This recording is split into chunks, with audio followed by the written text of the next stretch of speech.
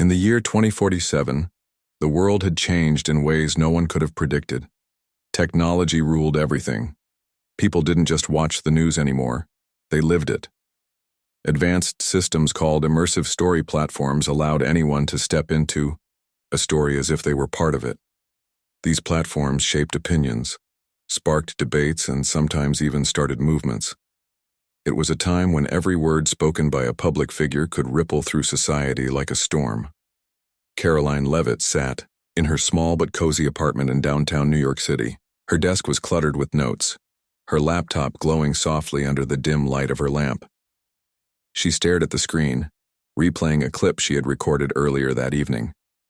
The video showed Michelle Obama standing on a grand stage at the Global Unity Gala, speaking passionately about leadership, responsibility, and accountability. Her words were sharp, pointed, and aimed directly at former President Donald Trump.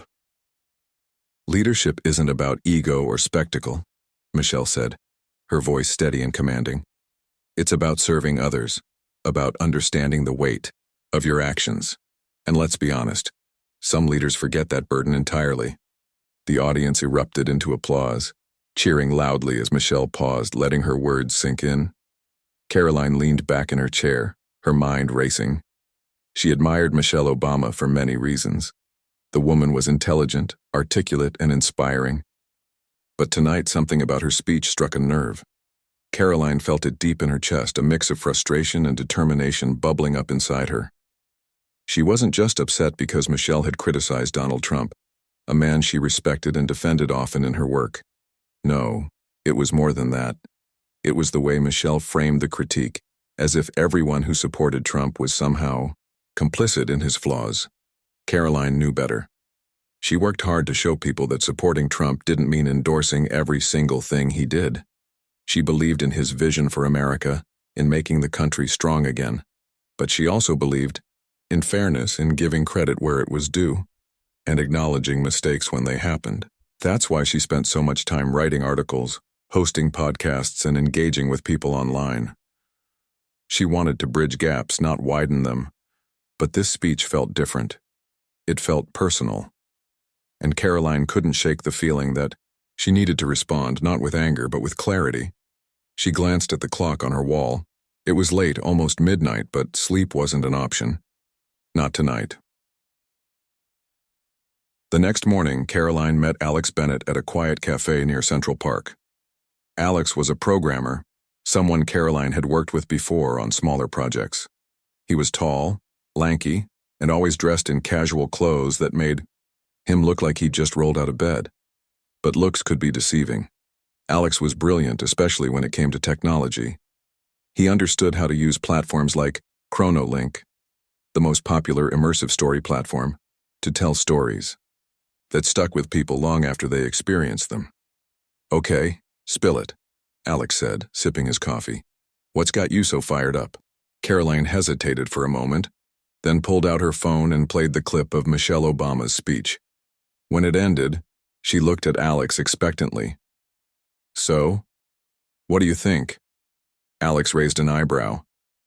"I think she's good at what she does. Really good. But I also think you're not going to let this go, are you?" "Nope," Karoline replied firmly. "I want to respond, but not with a tweet or a YouTube rant.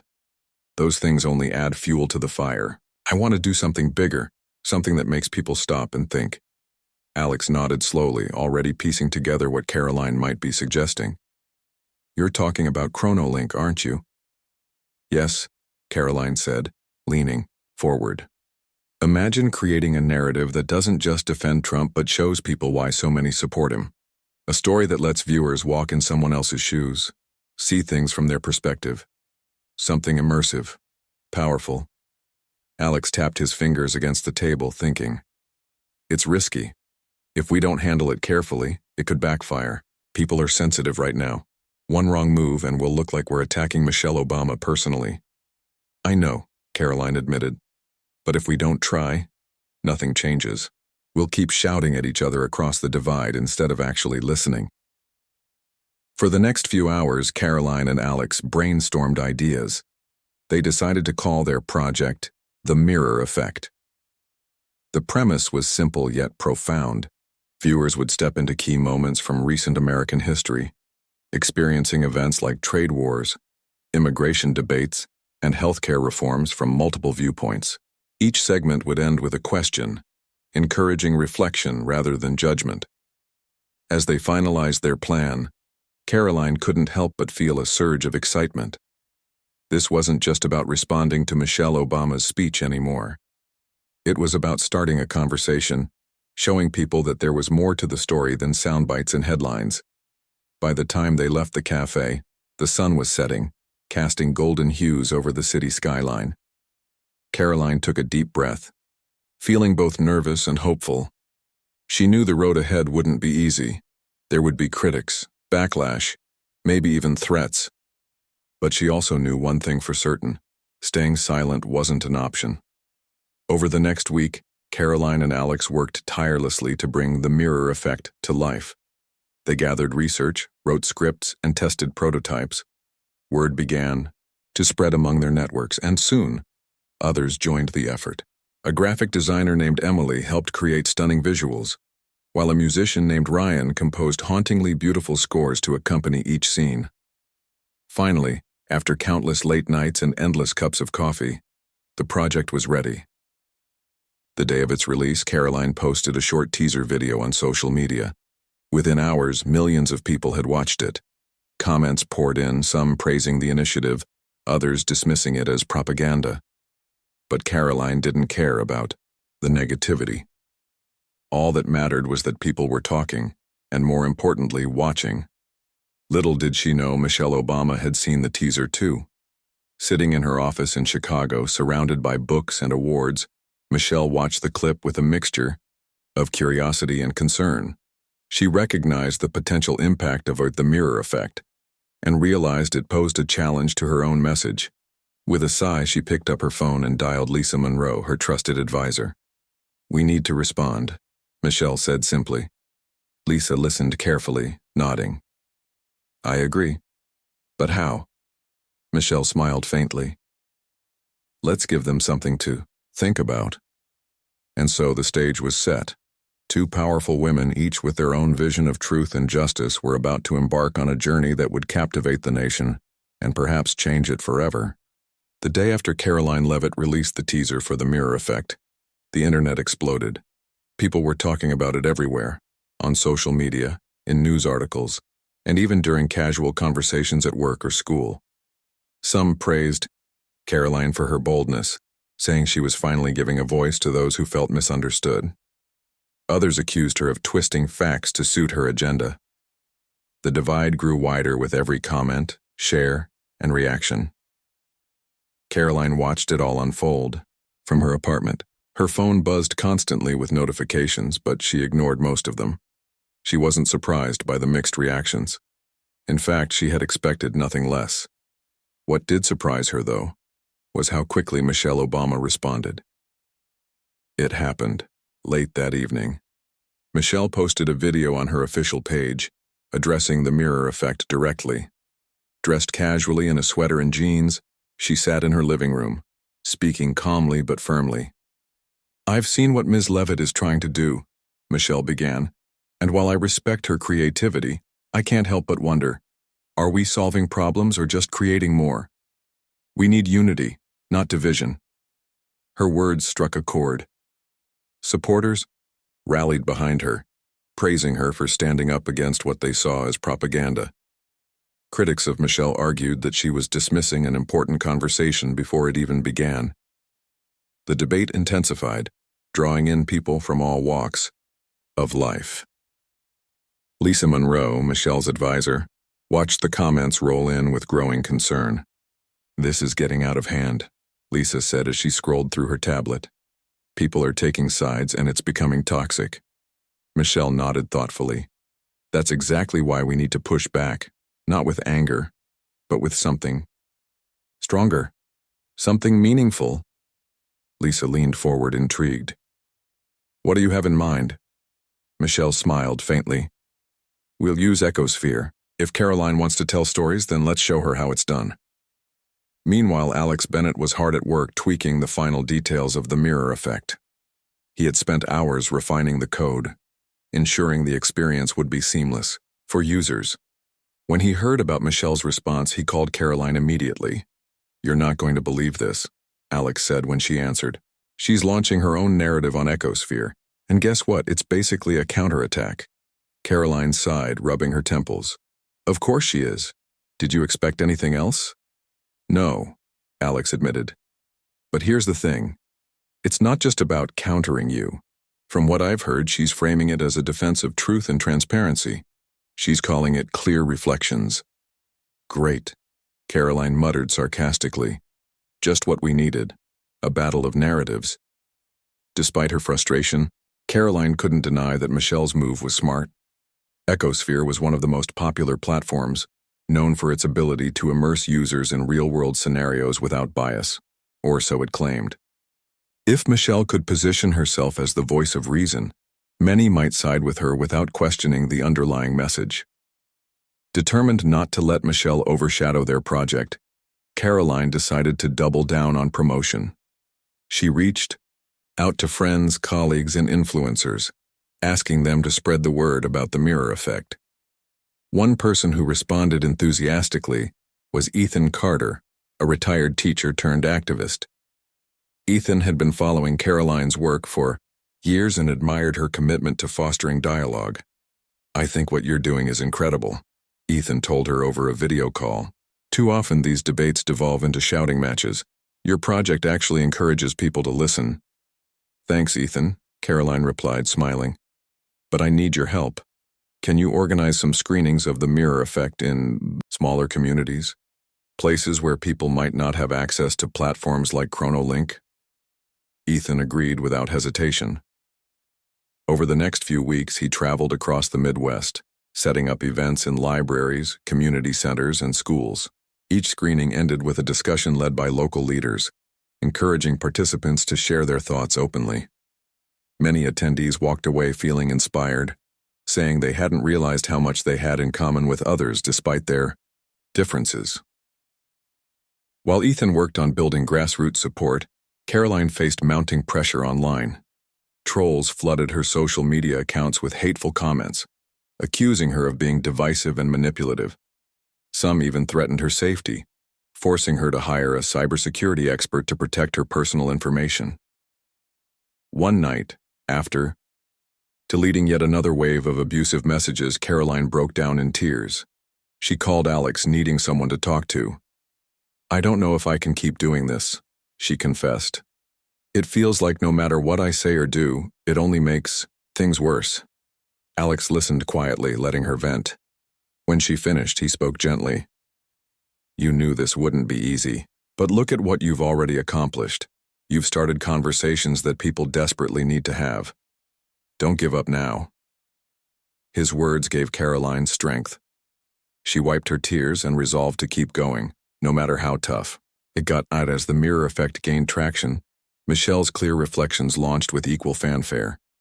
Unlike Karoline's project, which focused on empathy and understanding, Michelle's narrative emphasized accountability and integrity. Users stepped into the shoes of whistleblowers, investigative journalists, and activists fighting corruption. The storylines were gripping, designed to highlight the importance of holding leaders accountable. Both narratives competed fiercely for attention, drawing millions of viewers worldwide. Friends debated whose version was more accurate. Families argued over dinner tables. Even co-workers found themselves clashing during lunch breaks. The polarization deepened, threatening to tear apart relationships and communities. Amid the chaos, a new threat emerged.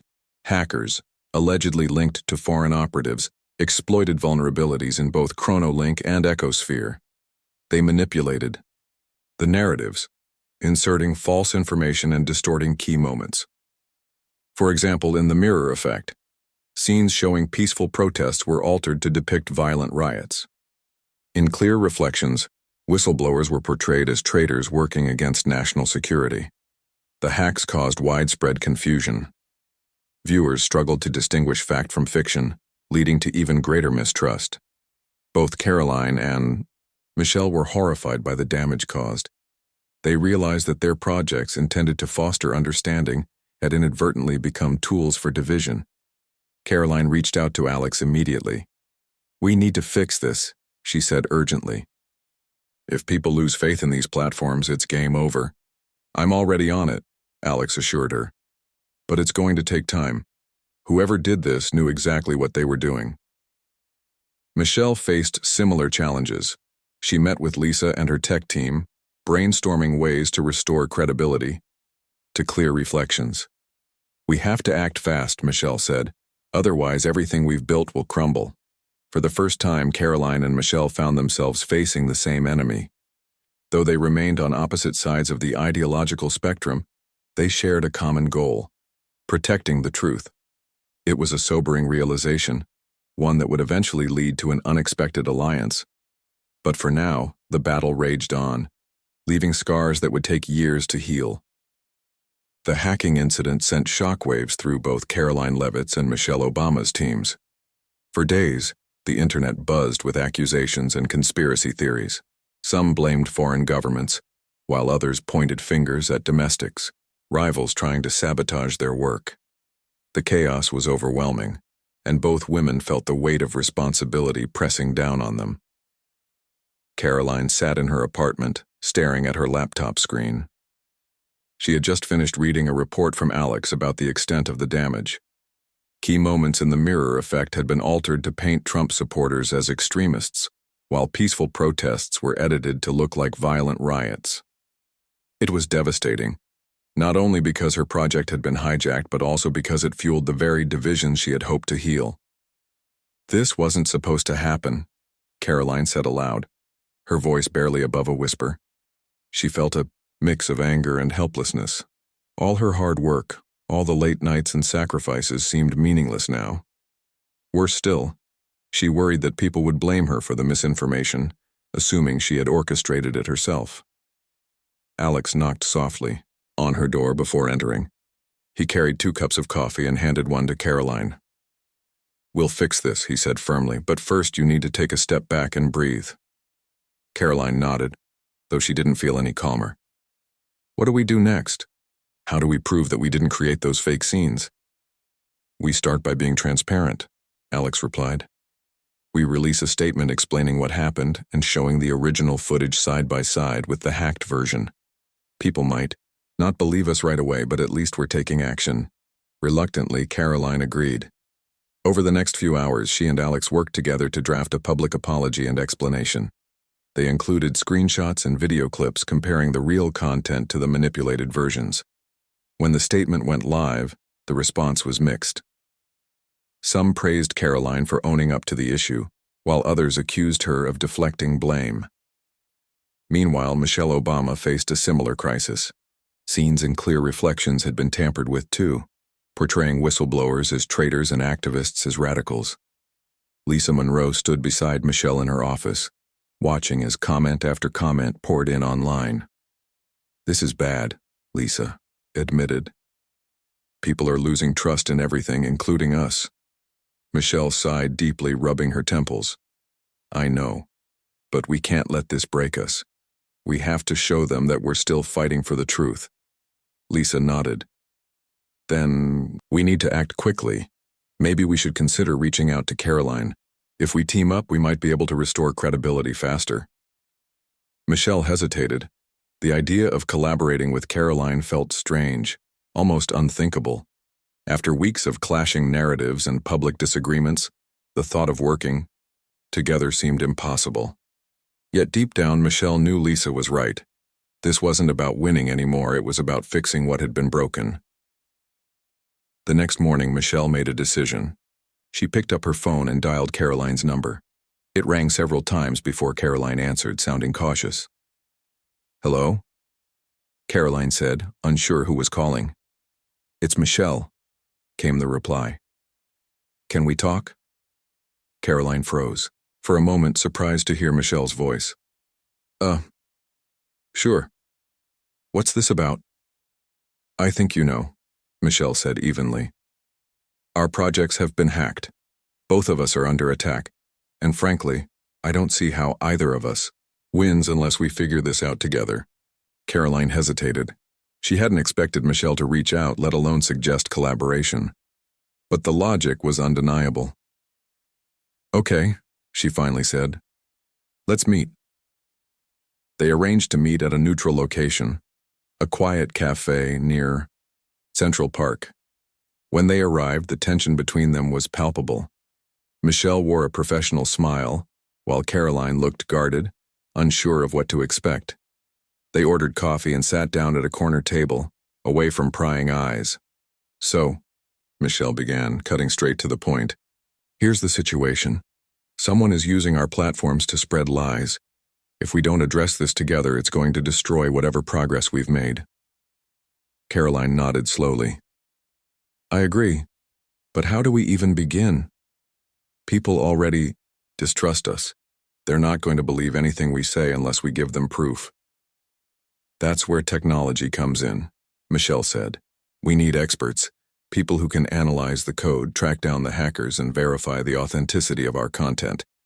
Then we publish everything openly so there's no room for doubt." Karoline considered this. "It's risky. If we fail, it could make things worse." "It's worth the risk," Michelle replied firmly, "because doing nothing is worse." For the first time, Karoline saw a glimpse of vulnerability in Michelle. Behind the polished exterior was a woman who genuinely cared about making a difference, just like her. It was enough to convince her to move forward. Over the next week, Karoline and Michelle assembled a joint task force. Alex Bennett joined forces with Michelle's tech team, pooling their resources and expertise. They brought in cybersecurity specialists, data analysts, and independent fact-checkers to comb through every piece of content in both the mirror effect and clear reflections. The process was grueling, requiring long hours and endless patience. As the investigation unfolded, they discovered something alarming. The hackers weren't just random individuals. They were part of a larger network funded by foreign entities seeking to destabilize American politics. Their goal was simple: sow discord and erode trust in democratic institutions. When the findings were complete, Karoline and Michelle held a joint press conference. Standing side by side on a stage in Washington, D.C., they addressed the nation. Michelle spoke first, her tone calm but resolute. "What happened to our projects is unacceptable," she said. "Foreign actors exploited our platforms to spread lies and deepen divisions. But we refuse to let them win. Together, we've uncovered the truth, and today we're sharing it with you." Karoline stepped up next, her voice steady despite her nerves. "This isn't about left versus right or us versus them. It's about protecting the truth. Our stories may differ, but our goal is the same: to bring people closer, not push them apart." The crowd listened intently, many visibly moved by their words. For the first time in months, there was a sense of hope in the air. Critics remained, of course, accusing them of staging the collaboration for publicity. But for the majority, the message resonated. In the weeks that followed, Karoline and Michelle began brainstorming ideas for a new project, one that combined elements of both the mirror effect and clear reflections. They called it Bridging the Divide. Unlike their previous efforts, which focused on specific perspectives, this narrative highlighted shared human experiences. Viewers stepped into the lives of ordinary Americans like Sarah Miller, a single mother working 2 jobs to provide for her children, and Jake Thompson, a veteran struggling with PTSD. Each story ended with a question, encouraging reflection, rather than judgment. How would you handle this situation? Or, what choices would you make? These prompts sparked conversations among viewers, fostering empathy and understanding. The release of Bridging the Divide marked a turning point in public sentiment. While some remained entrenched in their views, many others found solace in its message of unity. Even critics acknowledged the effort as a bold step toward reconciliation. For Karoline, the experience changed her perspective. She realized that defending her beliefs didn't mean shutting out opposing viewpoints. Listening and learning were just as important. Michelle, too, underwent a transformation. She rediscovered her passion for education and advocacy, dedicating herself to mentoring young leaders and emphasizing the importance of dialogue. As the nation began to heal, one thing became clear. The real power lay not in clapping back or tearing each other down, but in building bridges, even when it felt impossible. And sometimes all it took was one courageous act of reaching out to remind everyone of their shared humanity. The launch of Bridging the Divide was unlike anything Karoline Leavitt or Michelle Obama had ever experienced. From the moment it went live, the response was overwhelming. People from all over the country, and even around the world, logged in to experience the narrative. Unlike their previous projects, which had sparked heated debates and divided opinions, this one seemed to unite people. For the first time in months, social media feeds were filled with thoughtful discussions rather than angry arguments. Karoline watched the reactions unfold from her apartment, scrolling through comments and messages on her laptop. Some users shared how they cried while stepping into Sarah Miller's shoes, feeling the weight of her struggles as a single mother juggling 2 jobs. Others talked about Jake Thompson's story, describing how it opened their eyes to the challenges faced by veterans after returning home. These weren't just passive viewers, they were actively engaging with the material, asking questions, and sharing personal reflections. One comment stood out to Karoline. It was from a woman named Emily Carter who wrote, "I never realized how much stress my neighbor must feel every day. She's always working, always rushing. I used to judge her for being distant, but now I understand. Thank you for helping me see things differently." Reading that message gave Karoline a sense of accomplishment she hadn't felt in a long time. This wasn't about winning an argument or proving someone wrong. It was about fostering understanding, creating connections where none existed before. She smiled faintly, feeling a glimmer of hope for the future. Michelle Obama also kept a close eye on the feedback. Sitting in her office in Chicago, she scrolled through testimonials and videos posted by users. One video caught her attention. A young man named Daniel Hughes spoke directly to the camera, his voice trembling slightly. "Before this, I didn't think I had anything in common with people who voted differently than me," he said. "But hearing these stories made me realize that we're all just trying to survive, to make life better for ourselves and our families. Maybe it's time we start listening instead of yelling." Michelle paused the video, her heart swelling with pride. This was why she had agreed to collaborate with Karoline. Despite their differences, they had managed to create something meaningful, something that transcended politics and ideology. For Michelle, it was a reminder of what truly mattered: humanity. That evening, Michelle called Lisa Monroe to share her thoughts.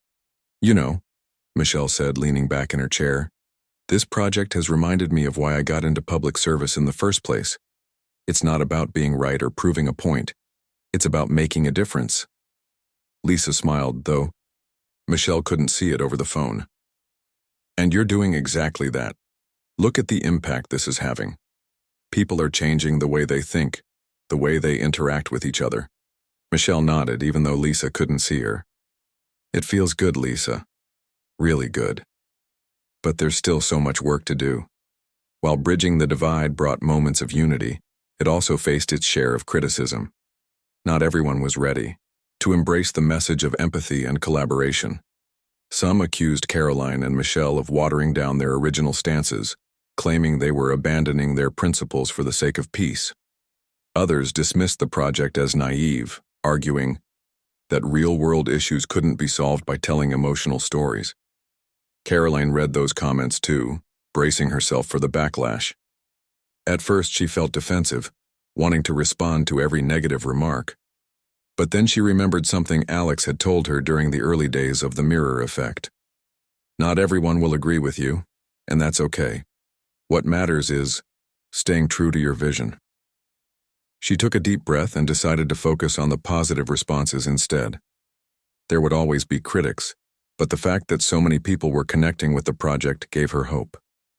She reached out to Ethan Carter, the retired teacher turned activist, to thank him for his continued support. "You're welcome," Ethan replied warmly when she called him. "This project needed someone like you to bring it to life, and honestly, I think it's exactly what the country needs right now." Karoline appreciated his encouragement, but she knew the road ahead wouldn't be easy. Healing divisions wasn't something that could happen overnight. Still, she felt a renewed sense of purpose. Every comment, every conversation sparked by Bridging the Divide was a step in the right direction.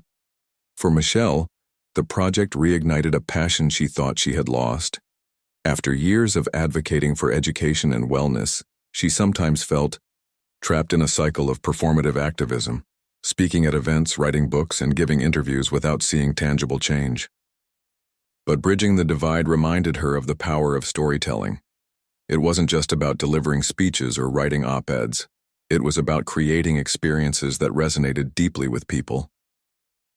Inspired by the success of the project, Michelle began planning new initiatives. She envisioned workshops and mentorship programs aimed at empowering young leaders. Her goal was simple: teach them the importance of listening, learning, and finding common ground. She wanted to ensure that the lessons of Bridging the Divide lived on beyond the platform itself. Lisa noticed the shift in Michelle's energy and couldn't help but smile.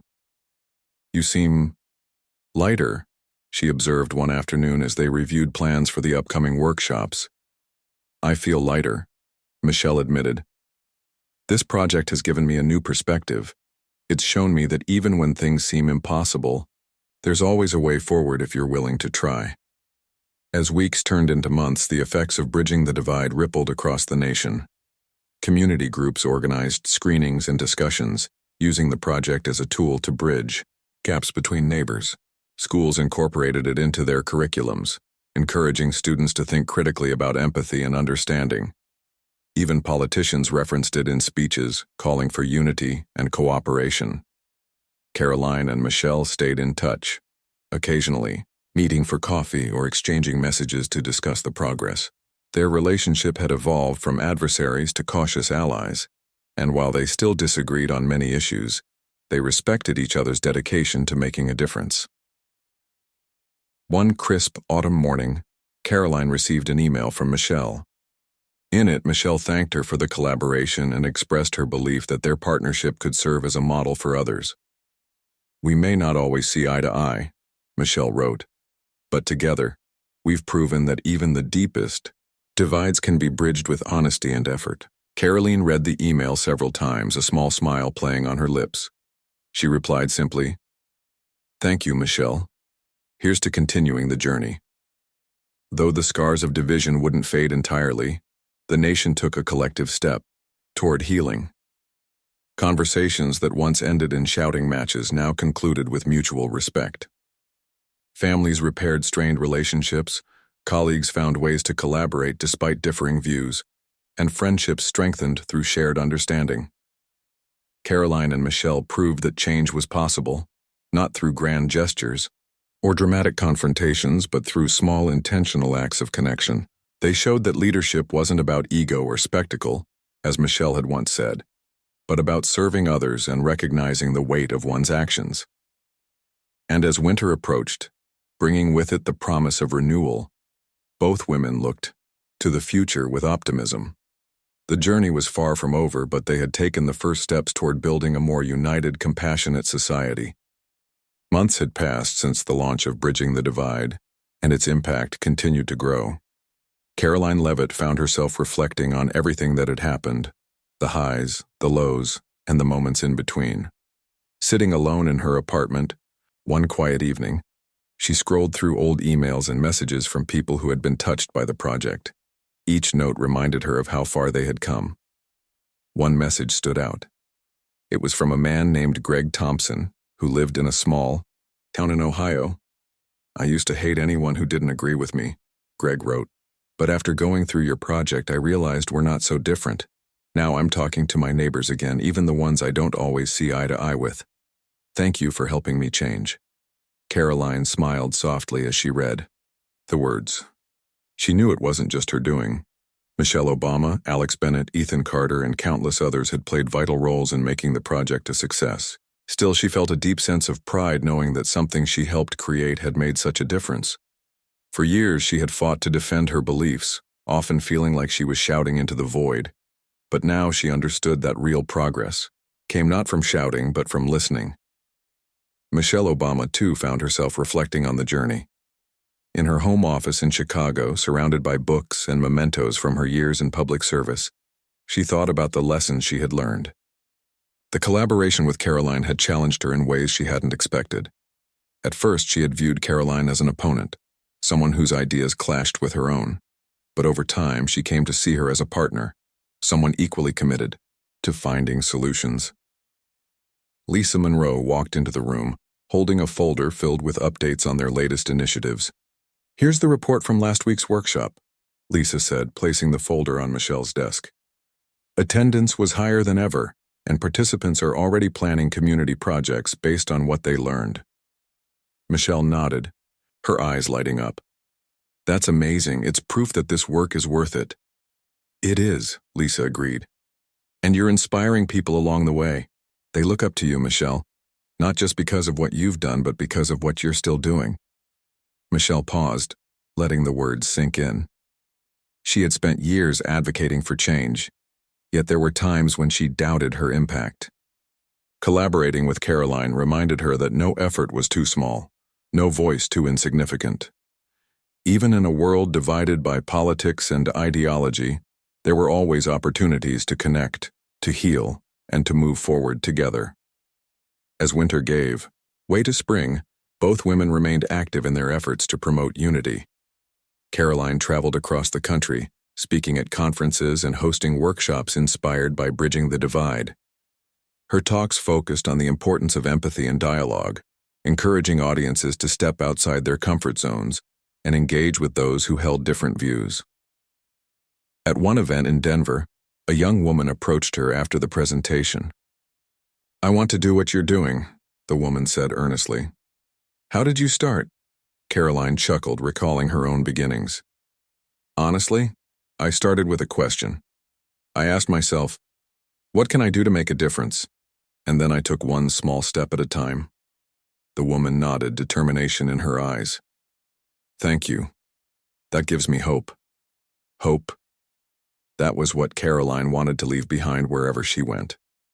She knew the road ahead wouldn't be easy, but she also knew that every conversation mattered, every connection counted. Meanwhile, Michelle launched a new mentorship program aimed at empowering young leaders. The program brought together students from diverse backgrounds, teaching them skills in communication, problem-solving, and collaboration. Participants worked on projects designed to address real-world challenges, from climate change to education. Reformed audit, one participant, a high school senior named Maya Rodriguez, stood out to Michelle. Maya was passionate about environmental justice and had organized cleanup drives in her neighborhood. After completing the program, she thanked Michelle personally. "You've shown me that leadership isn't about being perfect," Maya said. "It's about working together even when it's hard." Michelle hugged her warmly, feeling a surge of pride. "Keep going, Maya. The world needs more people like you." Despite their successes, neither Karoline nor Michelle forgot the challenges they had faced. The hacking incident, the backlash, and the endless debates had tested their resolve. But those obstacles had also taught them resilience. They learned that setbacks weren't failures. They were opportunities to grow, adapt, and try again. Karoline often thought about the trolls who had attacked her online, spreading lies and threats. Instead of letting their negativity consume her, she chose to focus on the positive responses she received. For every hateful comment, there were dozens of supportive ones, reminding her that kindness outweighed cruelty. Michelle reflected on the criticism she had faced as well. Some accused her of compromising her values by working with Karoline, while others dismissed her efforts as ineffective. But Michelle knew better. Change didn't happen overnight, and it certainly didn't come without resistance. What mattered was staying true to her mission, even when it was difficult. By summer, the nation began to feel the lasting effects of bridging the divide. Communities that had once been divided found ways to come together. Families reconnected. After years of estrangement, colleagues resolved conflicts that had lingered for too long, and friendships grew stronger through shared understanding. Karoline and Michelle occasionally crossed paths during this time, attending events or participating in panel discussions. Their interactions were friendly, marked by mutual respect and admiration. Though they still disagreed on certain issues, they no longer saw each other as adversaries. Instead, they viewed their partnership as proof that collaboration was possible, even in the most unlikely circumstances. One sunny afternoon, they met for coffee at a cafe in Washington, D.C. As they sat sipping their drinks, Karoline turned to Michelle with a thoughtful expression. "Do you think we'll ever stop arguing about politics?" she asked. Michelle laughed softly. "Probably not. People will always have strong opinions, but maybe the arguments won't be as bitter. Maybe we'll learn to disagree without tearing each other apart." "I'd like that," Karoline said, smiling. "So would I," Michelle replied, "because at the end of the day, we're all just trying to do our best. For ourselves, for our families, and for the future." As the months rolled on, both women continued their work, driven by a shared belief in the power of connection. Karoline expanded her reach, partnering with schools and organizations to bring immersive storytelling to underserved communities. Michelle poured her energy into mentoring the next generation of leaders, ensuring they carried forward the values of empathy and unity. Though their paths diverged, their impact intertwined. Together they had proven that bridges could be built, even across the widest divides. They showed that leadership wasn't about winning or losing. It was about serving, listening, and finding common ground. And as autumn leaves began to fall, painting the world in shades of gold and red, Karoline and Michelle looked to the horizon with optimism. The journey was far from over, but they had taken the first steps toward a brighter, more compassionate future.